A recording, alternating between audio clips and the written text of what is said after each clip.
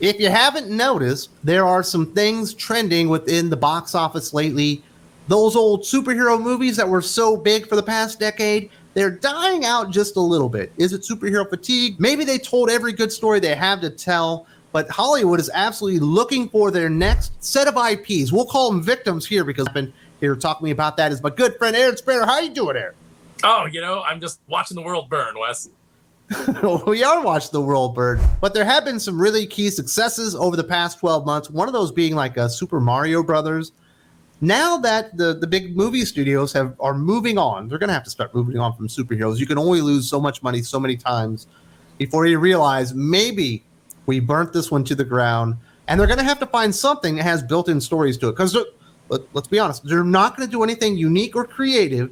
They're not going to create their own IP. They're going to go steal somebody else's. They're going to buy it, and then they're going to destroy it. It's going to be gamers. They're coming after video games next because the Super Mario Brothers was so successful. Yeah, you've got Super Mario Brothers. You've got people watching, normies watching The Last of Us that never played the game, don't know where it's going. So, they're just blissfully going like, oh, I like this show. They're not ready for what comes next.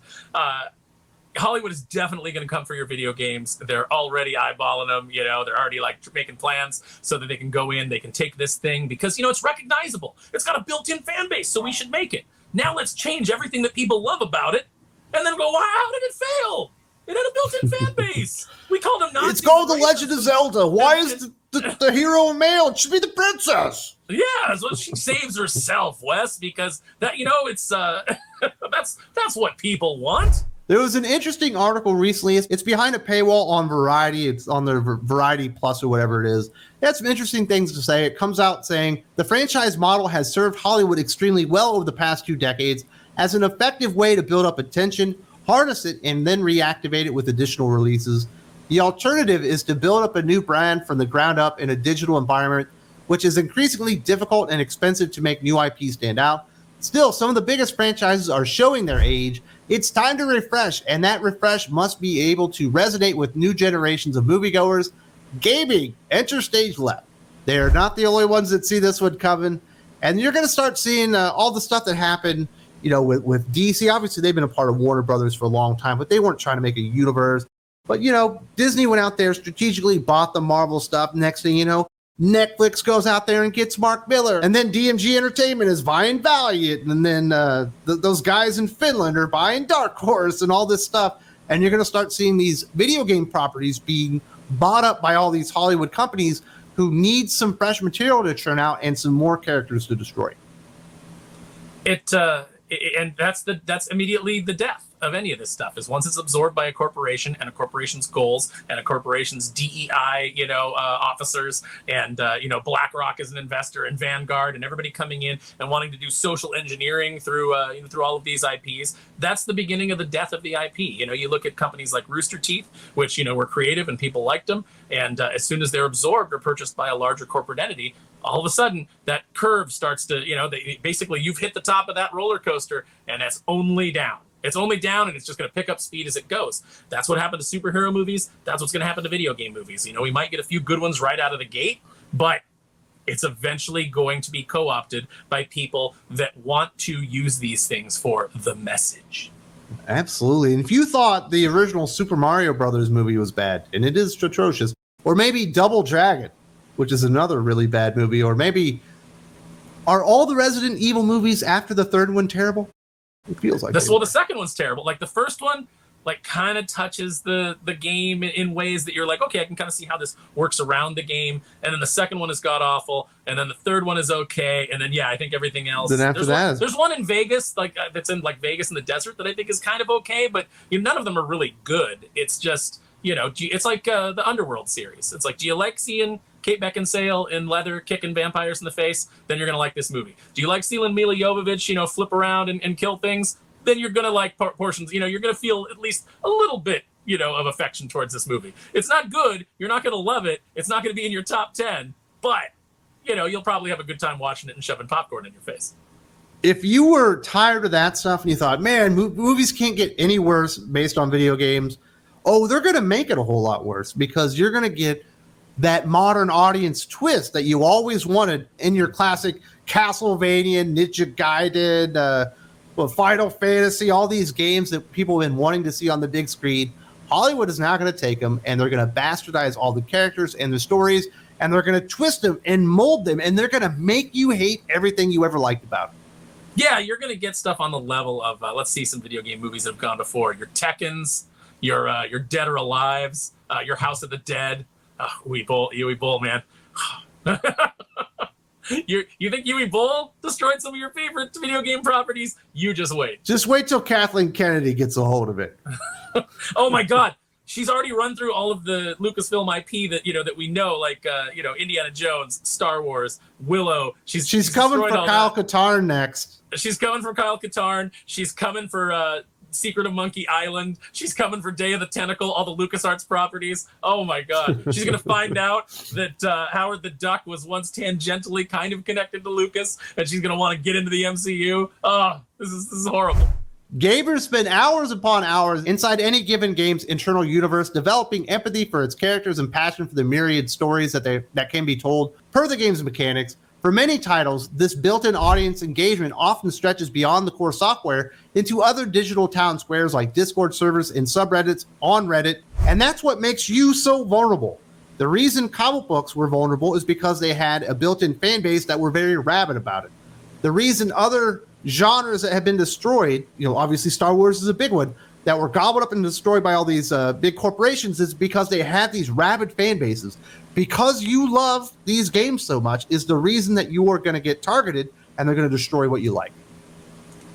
Remember when movies were based on books? Do you remember that? Like you would go out, you would find a good book series, and you would do a movie based on that. And obviously that was so huge, and that range was so broad that you never really got people going, man, they keep making terrible versions of the books I love.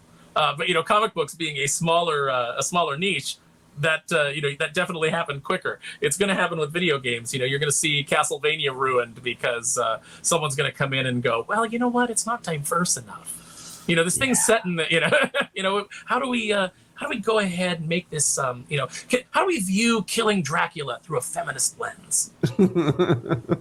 That's the story that needs to be told because we never hit that angle before in storytelling. Man, once they make the John Madden movie, I'll be done. I've had enough. You develop Madden for the big screen. I don't want any more. I'm looking forward to Galaga. They made Battleship. Remember that was based on a board game. That was awful. They tried to do board games. They were going to do Tetris. They actually had signed on to make a Tetris movie, and I thought, how is that even possible? Is it about the guy creating Tetris, or is it just about blocks falling? I just assumed it was going to be blocks falling onto Earth, and we had to twist them to make a wall. I don't know. Listen, I've come up with this gravity ray that's going to allow us to turn the blocks and actually build something to our advantage. The game-to-movie trend certainly isn't a brand new aspect of the film industry. Capcom's Resident Evil had a long-running film series at Sony, which also made 2 films based on the popular Angry Birds mobile game. But far more recent adaptations of gaming IP represents a new floor of success for such films, as half of the 10 most successful video game films were released within the last 5 years, very much following a trend that happened with comic books. Remember, they would make superhero movies a lot of times. Every few years you'd get one, and yes, Batman 89 is good, and the original Superman and Superman 2 were good, but there were a lot of really bad movies. You got your Steel, you've got that Fantastic Four thing that they try to make, and they just never took it seriously. Finally, you got that X-Men movie, you got Blade. It turns out you can take these things seriously, and everyone realized this is how you make the movies. Obviously, we've retrograded quite far by now. They're starting to figure out how to make good video game movies now. That's when they buy them all up. That's when they start ruining them all when people have had enough. Yeah, I would say that Super Mario, while very, very successful, was very basic. And I think that, I think people were just relieved. I think if you view that movie objectively, there's not a lot of story there. They didn't really put in, a lot of work. But the story of the video game Super Mario Brothers is Super Mario goes and saves Peach.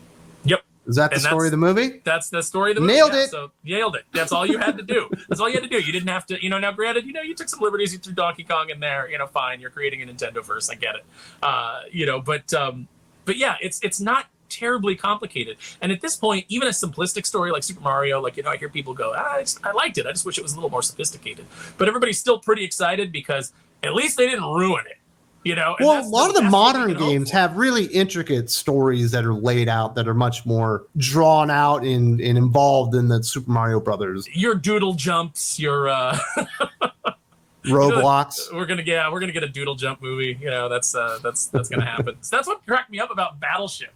Is they were like, people are gonna come because they know that Battleship is a board game. It's a name that they recognize. It wasn't really a board game movie so much as it was like Transformers. Yeah, it was just an alien invasion against the Navy. Like, you could have just done that movie and called it something else. You probably could have even called it Battleship without paying Hasbro. What about Halo? Because you got Master Chief in there. At least there's a character people love. That's true, but then you give it to Paramount Plus, and we get that Halo TV show that we got. And he doesn't wear his helmet the entire time. Yeah, and you get to see his ass, and he's the story's really about Cortana, and about the women that surround him, because we've never seen Halo through a feminist lens. I'm tired of seeing things through a feminist lens. I'd like to see things from a good story lens. It's like, look, we talked about Resident Evil earlier, starring Mila Jovovich. Great. Female character.